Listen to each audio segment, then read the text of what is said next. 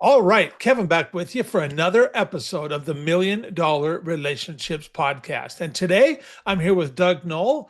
Doug, welcome. So awesome to have you on the show today. Kevin, thank you so much. I've been looking forward to this conversation for a long time. And let me just tell your audience, Okay. people, give Kevin and this podcast a 5-star review. Take it right now, Spotify, Apple, wherever you're listening. If you're driving, you got to wait until you get home. But otherwise, give him a 5-star review. This is a fantastic podcast. The only way hosts like Kevin can keep going is because people like you support him with your fingers. 5-star now. Don't Well, wait. I just did it. You can do it too. well, Doug, thank you so much for that. I don't even think to ask for reviews and stuff. I mean, we're like, oh, we're pushing 400 episodes into this podcast. It's been an amazing experience, and but yeah, I don't even think to ask people And for it a review. needs to be recognized, and listeners can recognize you. That's their Yeah, give back for all the time and effort and energy and love that you put into this show. It's well, their payment back to you yeah. and mine to you. Well, thank you so much for that. I really appreciate it. Well, before you and I get into it, I just want to start off by just giving a quick shout out to Brianna and the folks over at the Interview Valet platform. I'll tell you, it's really cool. I mean, I've never met Brianna in person. I interviewed Tom, the Tom founder. Schwab. I know Uh, Tom. Yeah, Tom yep, and I go back quite a few years. I interviewed Tom a couple of years ago for the podcast, and it was a really great experience. And man, I just love who those guys are and how they show up and how they serve. And Brianna, she's been reaching out to me ever since, and she probably reaches out to me. Well, I don't know, maybe once or twice a month. And but we've had such an amazing experience. She has sent me a really just some amazing podcast guests. So now every time I get an email from her, I'm like, I don't know what's in there, but it's probably going to be really good. Yeah, It's- they Interview Valet and Tom Schwab, first class, high integrity people. yes. This is the second time I've worked with them, and I can't say enough for their expertise, their professionalism, and they're just all around high quality people. Yes, absolutely. Well, I'll just start with you. I'll lob out a real simple, easy question. Just get us going here. Doug, what do you do and who do you serve? Wow. And then we'll I'm a circle lawyer back. Trust me, we're going to circle professionally. back about how you got into it and all that too. Professionally, I'm a lawyer turned peacemaker. Okay, You don't okay. hear that very often. You're dang right. You don't hear that very I have a often. law degree, and I'm a practicing lawyer, Okay. licensed in California, and I also have a master's degree in peacemaking and conflict studies. And the short story is that after 22 years as a successful commercial and business trial lawyer, I just decided I wasn't serving people as a lawyer. So I went back to school, earned my master's degree, and in 2000 left the practice of law to become a peacemaker and serve people. And today I serve more people in a week than I served in 22 years as a trial lawyer. Okay. What I do today is, in addition to my normal work as a mediator and an arbitrator, is and I especially focus on business leaders, is I teach a concept known as nervous system leadership.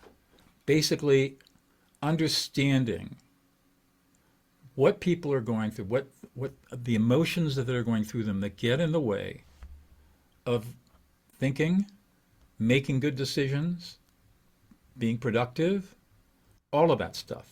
Mhm.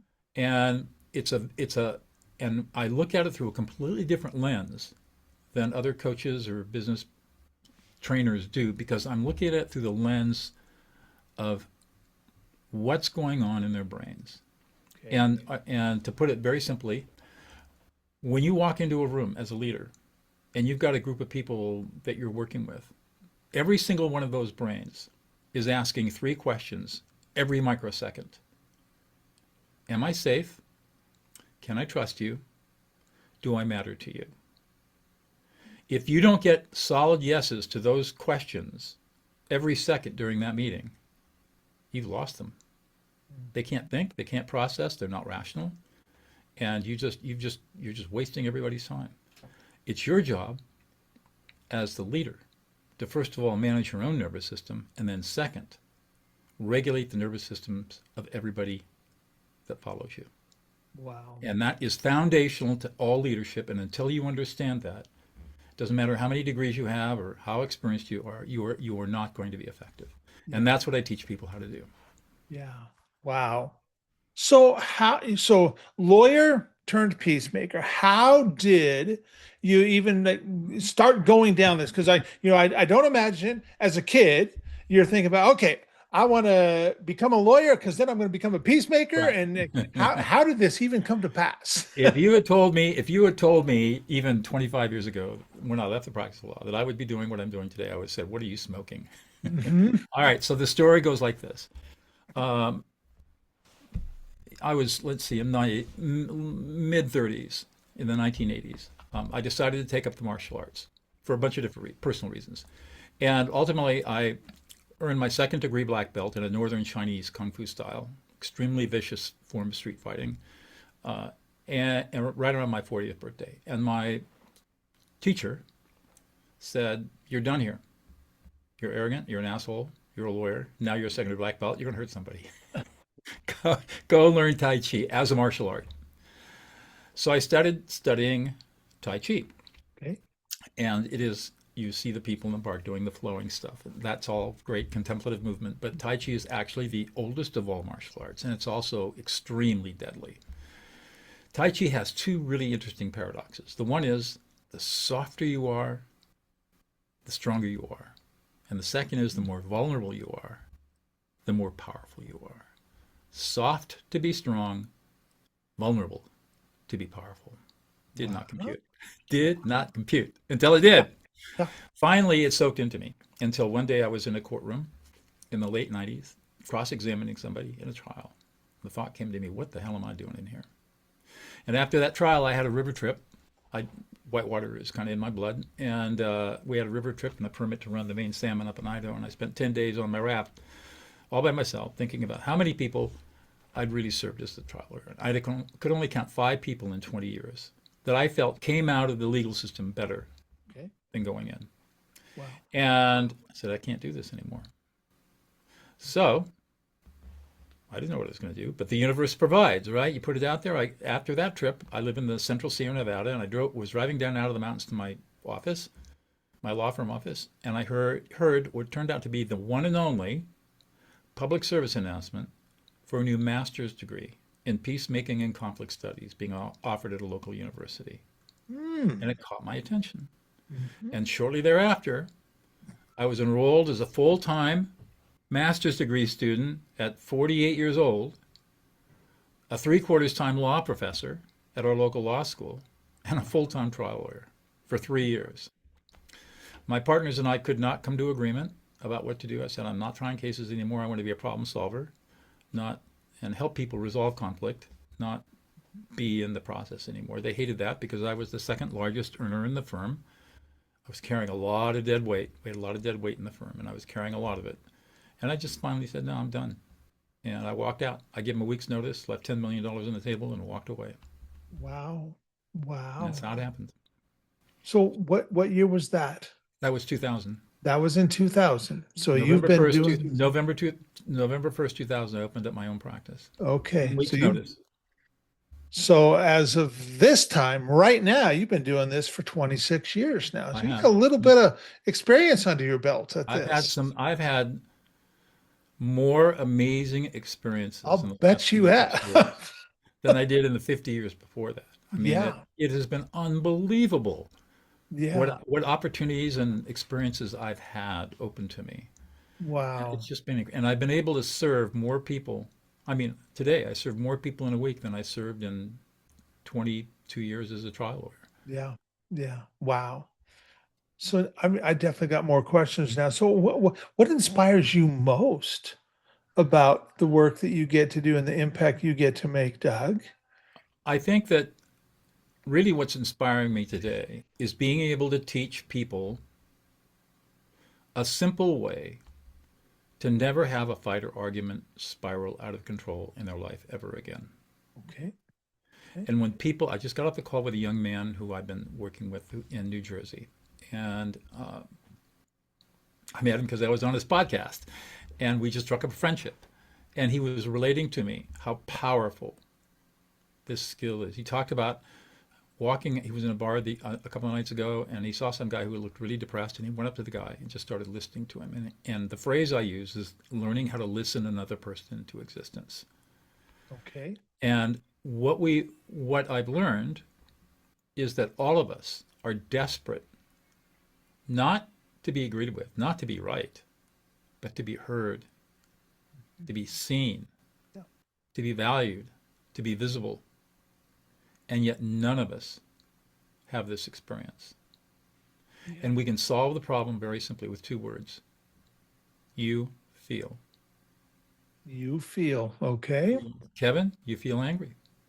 You're upset. You feel disrespected. You feel unappreciated and unsupported, and you don't feel heard. And it really worries and concerns you. Mhm. Mhm. And you feel abandoned and betrayed and rejected and unloved. And it's very upsetting. Mhm. Did Yeah. you feel what happens inside yourself? Do you feel the softening? Yeah. Totally. Brain science supports this. Yeah. And it is the fundamental, most powerful skill I've ever learned. Well, actually, I had an insight about it. I didn't learn it. I had to figure it out. Um, but it's the foundational skill of life. And I've taught this skill in places as dark as maximum security prisons for 3 years, teaching guys coming out of gangs 100 feet from Charles Manson's cell at Corcoran State Prison here in California. Wow. That was crazy. Uh, Two, I've been to the Congressional Budget Office. I've done several trainings there, teaching senior analysts how to de-escalate members of Congress and staff by Okay. simply saying "you feel." Wow. So that is that's my journey. It's my life. It's my mission. How Yeah. many millions of people can I teach this skill to?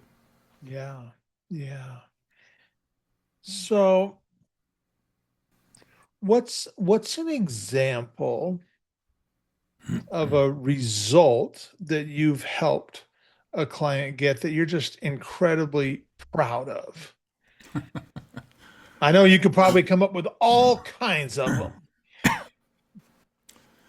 I don't know if proud is the right word that to use. Okay. Um, I don't feel pride in my work, although I take Okay. pride in my work. Sometimes I get a very deep sense of satisfaction at watching people who 4 hours ago would have there would have been blood on the floor if there were knives on the table, Mhm. and 4 hours later they're reconciled. That's I pretty get a very powerful. deep, profound satisfaction out of watching that unfold. Yeah. And I Yeah. get a really deep satisfaction out of teaching other people how to do what I do so that they can go out and do the same work. Wow. Wow. Well, okay. So now that we've got a little bit of context set here, I want to switch gears just a little bit. I want to start digging into the relationship side of all this. So, have you ever been introduced to a person or persons who completely changed the course of your life or your business, Doug, so much so that much of what you have today would not be possible if not for this person or persons? And I'm just really excited to hear your story and your experience around this topic of relationships. Yeah. I've thought about this a lot because you and I chatted some weeks Yeah. ago. Yeah. And I want to relate this story. There's a very common this is a story that was has been the most impactful on my life Okay. and is a story I repeat often. So in August of 2009, a woman serving a life sentence without the possibility of parole wrote letters. First of all, let me back up. This woman was serving a life sentence without possibility of parole in the largest, most violent women's prison in the world, which happened to be here in California. Wow. She was in a hospital bed because she'd had lung surgery, and she was writing letters asking if someone would come in and teach her and the other lifers in the prison how to become mediators and peacemakers to stop prison violence. One of those letters ended up in the mailbox of my dear friend and colleague Laurel Coffer down in Los Angeles. And she called me up, read the letter, said, "What do you think?" 8 months later, in April of 2010, there we were, standing in front of 15 women in that prison, Wow. black, white, Asian, Hispanic, all of them serving life sentences or life without possibility of parole. Okay. And you could see it on their faces, the anger, the skepticism, the cynicism, the doubt, and a little bit of curiosity. So we started teaching them with our curriculum, starting with how to name emotions. I didn't think we were getting anywhere for about 5 weeks until we heard Sarah's story. We walked into this conference room on a Saturday morning. We taught, usually Wednesdays were our training days, all day long in the prison. We walked into this really dingy conference room, and Sarah was sitting over in the corner. Nobody else was there yet. And she was quietly sobbing. Very unusual. So we walk over, Laurel kneels next to her and says, Sarah, what's going on? And I'm standing there. And Sarah tells us this story. She says, I've been in prison for 18 years. I'm serving a 25-year to life sentence for a fatal DUI. I killed a family of 4 as an alcoholic drunk driver. When I came to prison, I had to give up my 3-year-old son to my sister to raise. I've written him every single week for 18 years. He's never visited, he's never called, he's never written back. Last week, I decided to write him a different kind of a letter based on what you've been teaching us. I thought about how he must feel having an alcoholic, imprisoned killer as a mother. Angry, embarrassed, humiliated, lonely, abandoned, unloved. Today, for the first time in 18 years, I received a letter back from him. And at the end of the letter, he wrote, Mom, I love you. I'm bringing my girlfriend. We'll come visit you in 3 weeks. And her hand was shaking. Tears had stained the ink on the letter. And her thumb was over the word love, like she couldn't let go because she didn't believe it was real. And I heard this story right then and there. And Laurel and I looked at each other and said, what the hell are we doing in here? What are we bringing to these people? And that's when it struck me. We weren't teaching these women just how to be peacemakers and mediators. We were teaching them how to regain their humanity.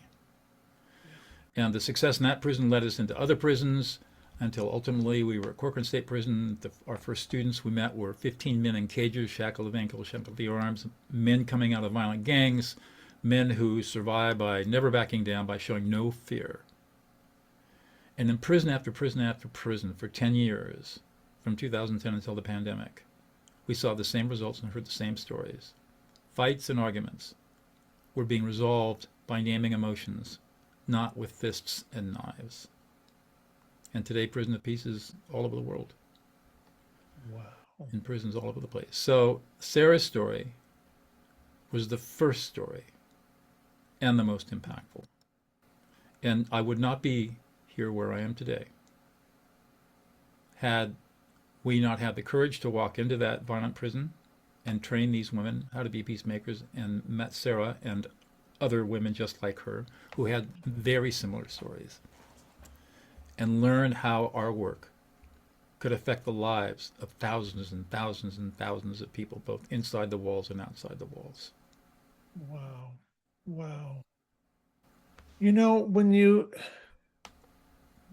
told me you went from, you know, attorney, lawyer to peacemaker, I, I didn't envision that when we first had our conversation.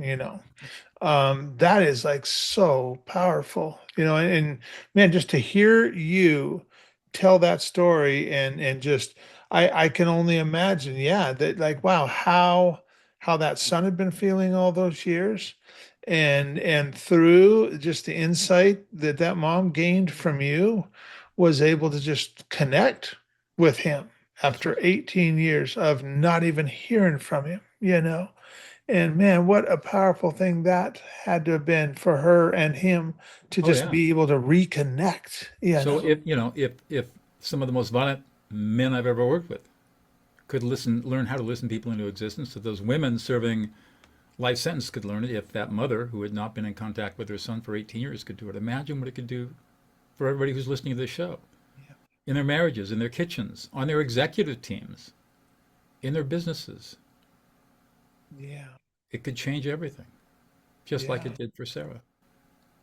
So, do you serve entrepreneurs, founders, CEOs as Absolutely. well? I'm sure. Yeah. I do. I train entrepreneurs, founders, C-level executives on nervous system leadership, what it is, how to do it, how to measure it. My fifth book called Empathy Leadership is all about that. It's coming out in the fall. Okay. Um, and I also am called in as a mediator and peacemaker to help in business relationship disputes where obviously litigation is not an option. So very typical family business conflicts, partnership disputes, investor founder disputes. A lot of times you got hedge funds coming in buying businesses, and you got a lot of conflict around that. Yeah. So all these kinds of business relationships that go sideways for one reason or another, and the conflict is tearing the business apart, and people need somebody to come in and help them sort it all out. I Yeah. just as an example, or in January, I had an assignment up in Northern California working with $1 billion privately held company, and the stakeholders could not get along with each other. They could barely stand to be in the same room with each Yeah. other. Yeah. And it took us 3 days, but we sorted it out. Yeah. Yeah. Wow. A lot of Wow. tears. That happens a lot. A lot of tears. Even the That. most hardened business people, lots of tears Hmm. because of the Wow. release of all the tension Yeah. that they've been Yeah. carrying. Wow. Wow. Um. So, do you have another example you'd be willing to share out of? I mean, I don't have to name names or anything. No, Like no, kind of like I've just. got a lot of stories. There's another story I love to tell. Okay. All right. So I mentioned before that we worked in Corcoran State Prison for 3 or 4 years, and Corcoran State Prison is one of the two super maxes in California. This is where all the worst of the worst go in D-Yard. And we got a grant from the Department of Corrections and Rehabilitation to go into Corcoran, and the warden said, I don't know why he did it, but he said, hey, we got this program where guys are coming out of violent gangs. They need these skills. Would you be willing to go into that yard and teach? And Laurel and I looked at it and said, oh, what the heck? Why not? Give it a try, right? By then, we kind of had no fear over any of this. So we started teaching. And about 6 weeks into our training, I always do a check-in when we start. Tell me what's going on, heart, home, and mind. What's going on? And one of the guys stood up. His name was Mike, and he. All these guys are tatted up, and they just are vicious. They were vicious guys and look vicious, and there's a whole story behind all of that. Anyways, he gets up and he tells us this story, and these are all to these guys coming out of gangs in this room. He says, "I got a 7-year-old daughter, and every week we get on a call with my wife, and I say hello to my daughter, and she didn't have anything to do with me. And when they come for visit, she'd actually run. She didn't want to be anywhere near me. She was terrified of me. So a couple of weeks ago, I got on the call, and she got on the phone, not wanting to talk to me. And I said, "Tell me what's going on." So she started talking, and all I did was listen to her and name her emotions. You feel. That's all I said for 5 minutes. The next time I talked to my wife, she said, "I don't know what you did with Claire, but she's a changed little girl. And she wants her own call with you every week." So we arranged that. And every week I get a 15-minute call with my daughter, Claire. And all I do is listen to her and name what she's feeling. And I've learned more about her and her life than I could possibly imagine. And I'm the one person who really listens to her. And I can tell that even though I'm locked up behind these walls, I'm having more positive influence on her than any other adult in her life. And then he said, last week they came to visit, and Claire saw me and ran and jumped into my arms, totally forbidden in visiting. But the guards, man, they know who I am. And they just looked the other way because they Wow. saw the transformation. Yeah. And by then, everybody in the room was crying, including me. And he said, what you guys have taught us is just priceless. Yeah. Yeah. Wow. Wow. That is incredibly powerful, man. That's got to just be this work you do has got to be just incredibly rewarding for you. And I just, yeah. You know, it's so interesting. While we were doing it for 10 years before the pandemic, it was extremely difficult, exhausting work. But Laurel and I got to the place where you're saying, you know, how can you not do this? You cannot not do this. Once you start, you cannot stop. Yeah. No matter how difficult it is, no matter what it costs you, you have to do it. It's a compulsion, and that's what it was for us for Yeah. 10 years. Wow. Wow. Well, for anybody who might be listening to this, thinking to themselves, man, Kevin, I really love Doug. I mean, I love who he is. I love how he shows up, and there maybe some stuff that you've shared has just got them really thinking about maybe some relationships in their own lives, and maybe they're entrepreneurs. Maybe it's got them thinking about somebody that they know that they just really care about and stuff. Is there any website, any resources we can share with folks that might want Well, to sure. I follow mean, up? I've got my website is dougnoll.com, Okay. DOUGNOLL.com. It just got migrated by my web designers from WordPress to Webflow today, as it turns out. I haven't Okay. even gone on to the website. I know what the design looks like, and it's absolutely gorgeous, but I haven't been on. I haven't seen made sure that everything's functional. I think there's some things that still aren't quite functional, like the Okay. courses. We haven't figured out what to do with my courses, but you can go to the website, and that will give you pretty much everything you want to know. The other place that I would send people is to my Substack, which is Doug Noll, DOUGNOLL.substack.com. I post every week, and I post really in-depth articles about everything that I've learned and that we're talking about here. So that's a really good place to go to do a deep dive into all of this work, where I really spend time trying to explain all the different pieces of this. And so those are two really good places to go. And you can reach out to me on LinkedIn or send me an email, doug@dougnoll.com. I'm a sole practitioner. I don't have an entourage, so I answer all my own emails. And I'm Okay. always available by Zoom to talk with people. And, after this podcast session today, I've got a call. I won't go into great detail, but it's a common problem that I'm seeing, and that is estrangement between parents and their adult children. Sure. Estrangement. And so I'm getting called in to help the parents figure out how to reconnect with that adult daughter who has cast them aside. Wow. Wow. Well, is there any last thing that you feel led to share, Doug, before we call it a wrap? I would like to say that conflict is not necessary. Well, let me rephrase that. Conflict is inevitable, but the emotions that come up with conflict that are so difficult, anxiety, fear, anger, feeling all alone, those are unnecessary. And you can find peace in your life so easily by listening before arguing. One of the phrases I like to use is when you name what someone feels, you choose humanity over ideology, you choose connection over being right. And every fight, every argument is nothing more than a cry, please listen to me. And the reason our voices raise in argument is because we're trying to get another person to hear us. Yeah. And if we just took the time to say, you feel, the argument goes away. And then we can solve the problem. But as long as we insist on the other person listening to us first before we listen to them, the argument will be perpetual and never resolved. Wow. Wow. Well, Doug, I want to thank you so much for taking the time to have this conversation today. I really appreciate it.